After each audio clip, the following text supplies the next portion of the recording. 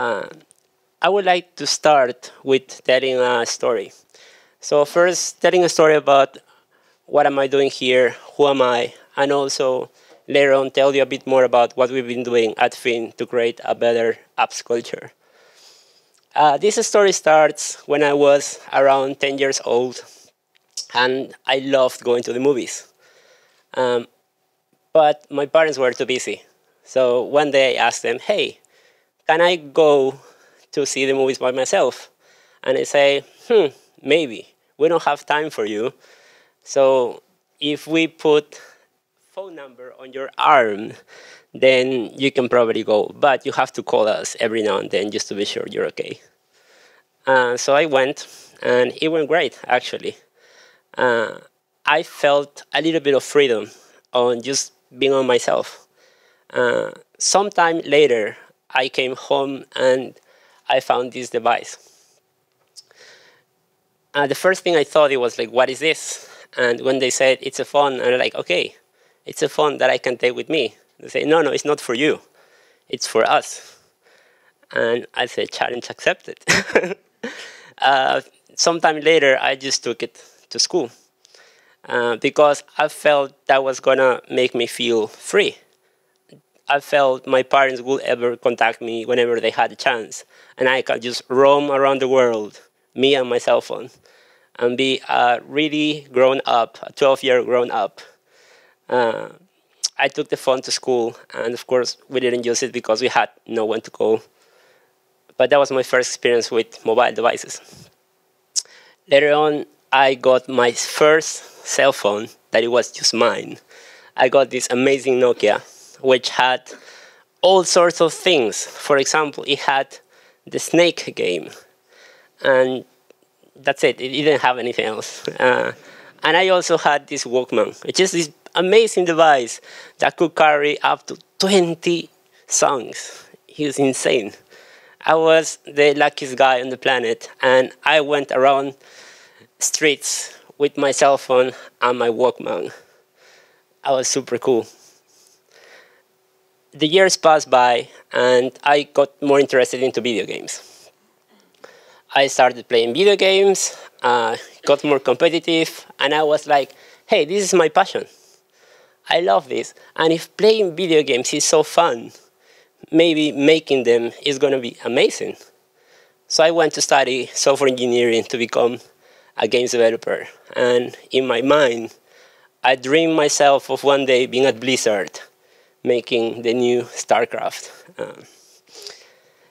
Silly me, I didn't know this, but in June 2007, this guy came.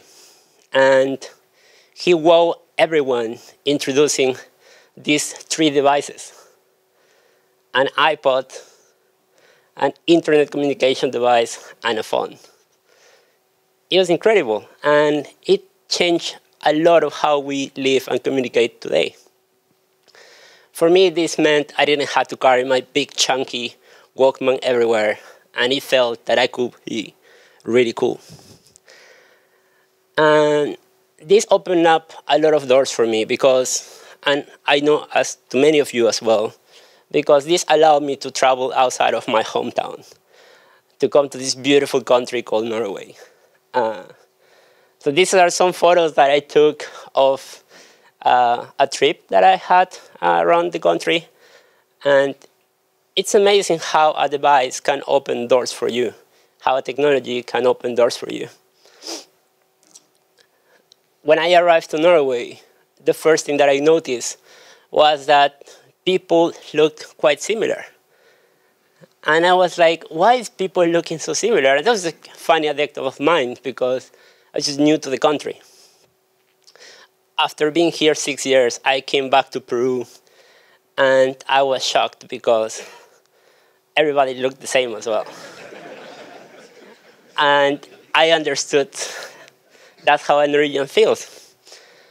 For me, a lot of being here, working in different companies, it was about not just focusing my work on the users that I had, but also in how can I do better. And that's when I started working with open source. For me, open source was a way to extend my job beyond its current limits.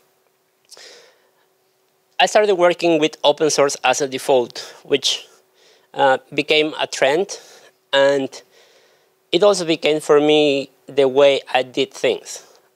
Now, open source by default has a lot of upsides, and for me, that meant I was working on libraries that were usable, but also it meant that I had to find a way to put open source into my work, because the best way to do open source is to be paid for doing it. This ended up in me sharing libraries that were used over 2,000 apps, libraries that have been downloaded over 1 million times. And I got to create a lot of libraries. And this is all about timing as well, because it was when Swift came out.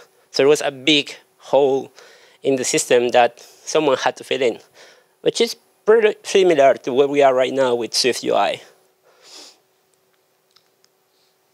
I was lucky to be part of one of the companies that have been contributing more in our community as iOS developers, and it's this company here called Hyper Oslo. I have no idea how this happened, but 22,000 stars on GitHub. And you don't only do that based on a lot of work. You also do it with teamwork, with collaboration. One person can't do this. It's a group of people that can only achieve something like this. But there are some risks to doing open source. And the biggest backlash for me came when in the year 2007, I was watching the State of the Union in the WWDC, and suddenly this happened. They started talking about integration on GitHub. And I was like, curious. And I suddenly saw my name on the screen. This person talking about open source libraries and how easy it is to integrate this into your code. And I was like, wow. So actually, open source has more upsides and downsides. People might find your work, people might find interest in your work, or it just might get shown in front of thousands of developers that you probably don't even know. 2017 was a great year for me, because in this WWDC, I saw a video that made me understand how it is to make apps, or more importantly, how it would be a world without apps. Let me show you this small video from this conference that I feel it paints this picture so well.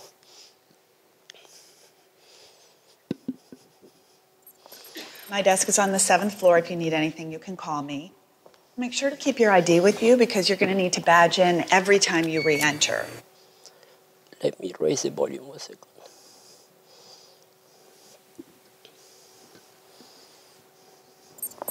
My desk is on the 7th floor. If you need anything, you can call me. Make sure to keep your ID with you, because you're going to need to badge in every time you re-enter. Cafeteria is on the 4th floor, and we generally take lunch about 12:30. This is where I'm sitting? For now, yeah. With the big move coming up, it's kind of crazy around here. I promise it's only temporary. All right, thank you. Mm-hmm.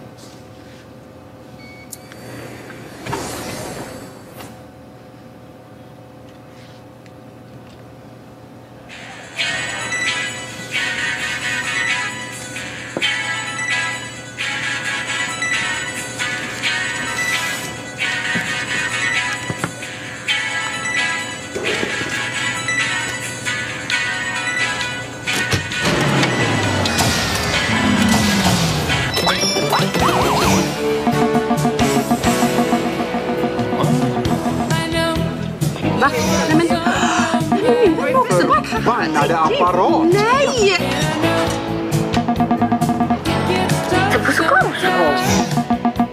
老公啊 ，WeChat 不工作了。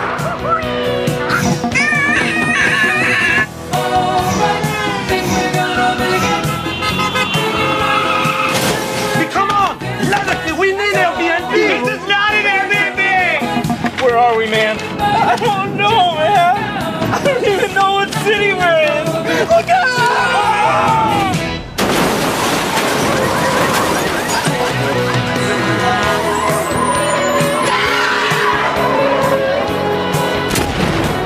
leaders are declaring a global state of emergency until the app situation can be resolved. Selfies! Hey, buddy! Selfies! Selfies! Apocalypse is nigh! Apocalypse is nigh! Okay, who wants to go first?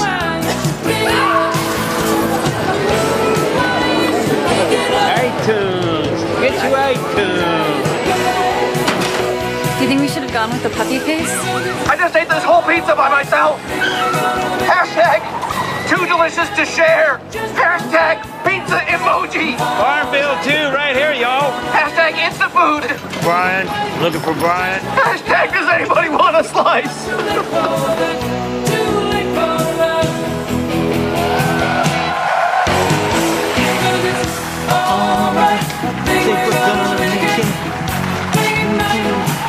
So my name is Elvis Nunez. I'm an apps team lead at Fin.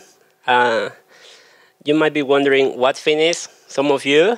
And Fin is this marketplace where you can get free horses. Fin is a marketplace where you can get Oh Boy, which is like chocolate powder for 10 million. What happened is that in Sweden, they had some issues with the factory, and they ran out of chocolate powder. So people start selling from Norway to Sweden some chocolate powder. You can buy this revolver grill, amazing, perfect for summer. Or you can buy this Michael Jackson hand glove. And in the description, it actually says, it's okay, you can offer an apartment or a car for the glove. So this is Fin. Today, I'm here to talk about building a thriving apps culture. What does this mean? This doesn't mean a recipe for success. This means just a small group of what I think is been working at Fin. I have divided in 3 parts. The first one is openness. The second one is joy. And the final is teamwork.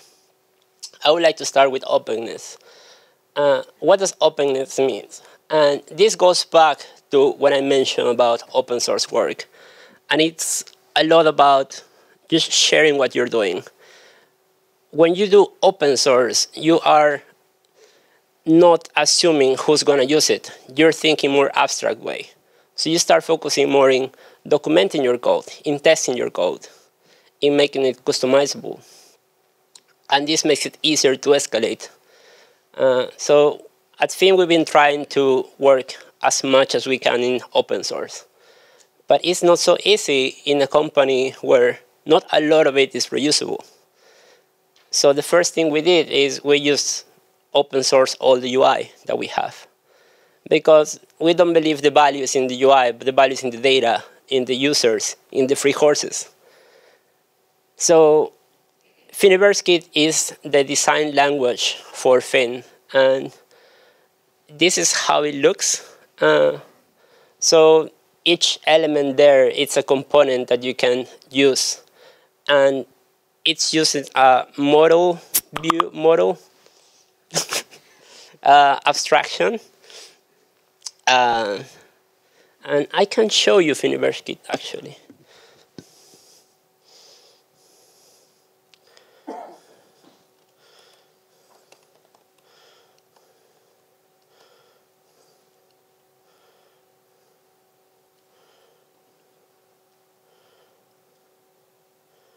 Wow, so many simulators.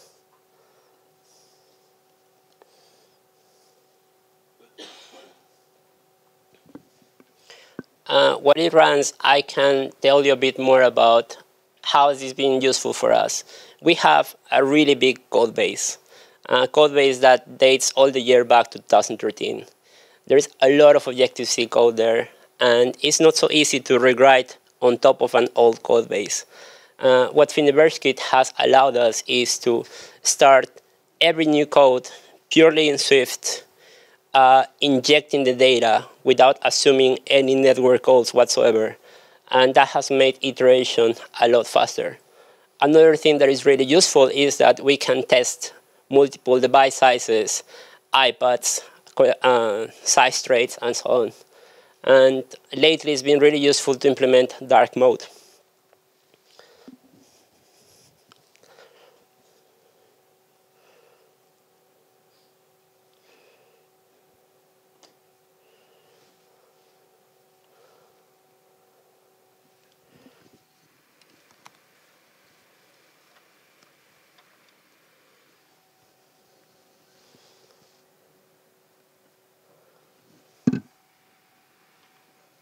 So this is Thingiverse Kit. You can see here what we call the DNA, which is all the images that you will find in the Fin app, all the colors. Of course, this also can go black, and a bunch of the components that we have. For example, all the buttons, and you can find every single configuration of the buttons here. So it's easy to make changes and to see how that will affect the different states. Another part that is really useful is the full screen parts. For example, when you see an address in Fin, you can get an overview of it. And the best part is that if you want to test a different device, you can just do it from the simulator. And you don't have to start rebuilding your UI to test. This is going to make it really useful for us when we implement multitasking. But here you can find some really fun things as well that we've been working on. For example, this drum machine.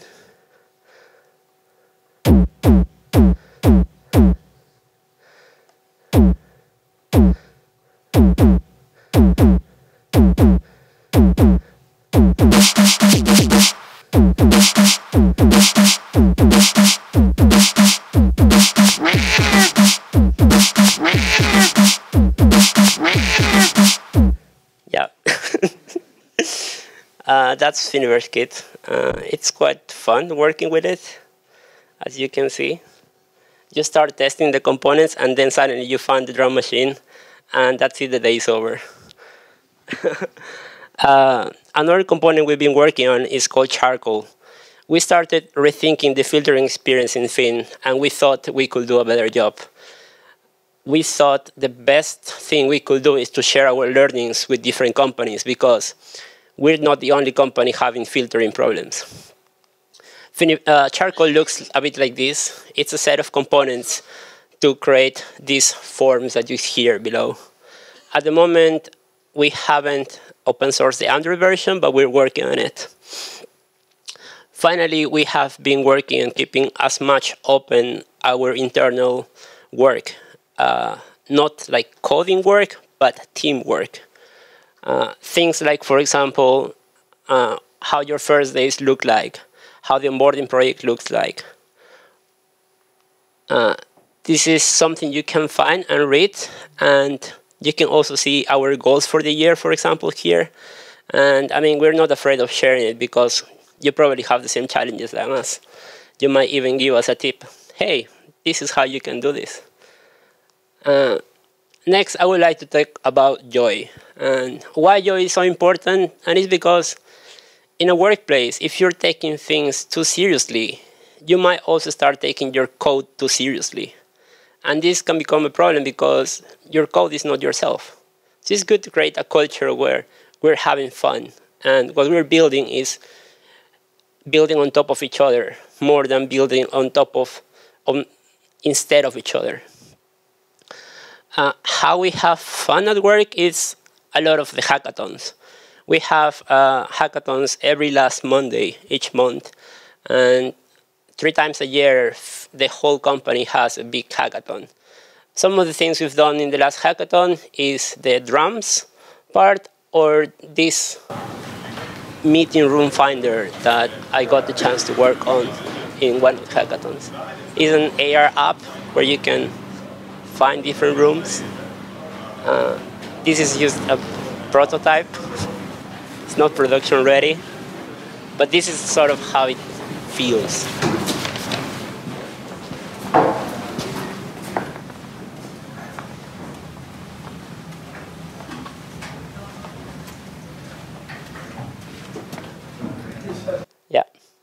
Having fun is a big part of the culture, but also doing it when it makes sense. Trying to spend time together, trying to meet the people that are coding next to you, more than in the technical level, but in the personal one as well. The final part that I would like to share with you is how we've been focusing on teamwork. The biggest way we've been focusing on teamwork is in recruiting. We haven't been focusing on getting the best workers, but more the best team workers. We believe it's more important to find someone that can work well with the others than someone that can challenge the others in that sense. The biggest part of a team is trust.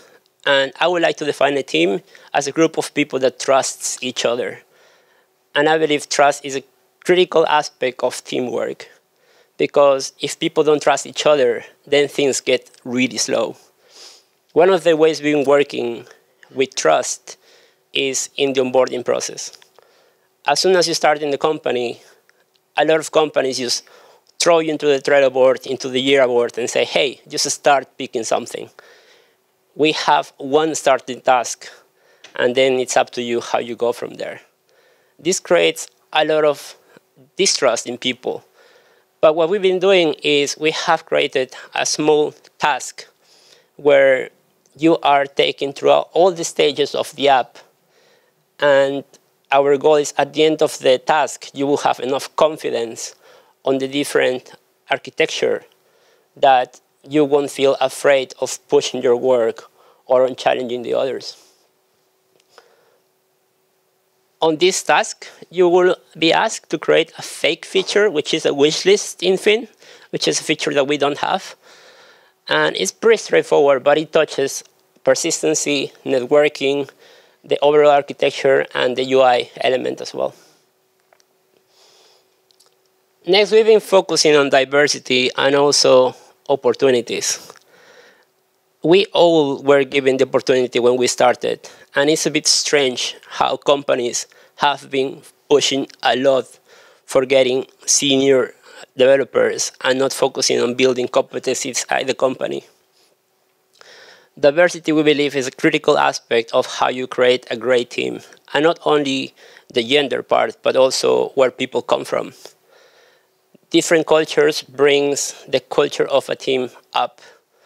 And we've been working a lot with that. And we're not there yet, but it's getting there.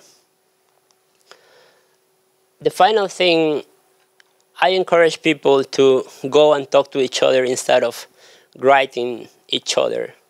It's so easy to just type something when it's a big discussion, but there's a lot of meaning that gets lost when you're typing. I had experience once when someone was writing to another person, sure.